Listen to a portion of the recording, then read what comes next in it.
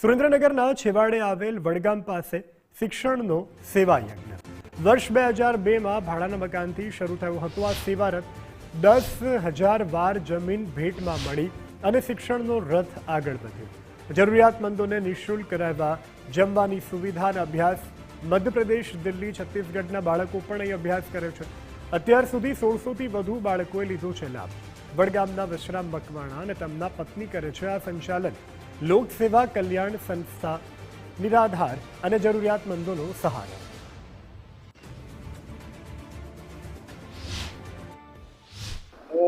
મારા mummy papa Ahmedabad કામ કરે છે. હું સૌથી પહેલા ધોરણ 6 માં આવ્યો હતો અને અત્યારે 12મા ધોરણમાં અભ્યાસ કરું. અત્યારે શું સુવિધા આપવામાં આવે છે? અહીંયા બધી સુવિધા આપવામાં આવે. ખાલી કપડાં જ ઘરે લાવવાનું, બાકી બધો સામાન અહીંયા મળે. હું 4થા ધોરણથી અહીંયા આવ્યો છું. અત્યારે 8મા ધોરણમાં આવ્યો અને આ હોસ્ટેલ એટલે અમારું ઘર. એવી રીતે અમને અમારા મોટા ભાઈ અને મોટા બેન રાખે. જે જરૂર પડે તે લાવી દે. ફોન જો દેવો હોય તો એ દે. અમે જે કેવી બધી જરૂરિયાત અમને પૂરી પાડે.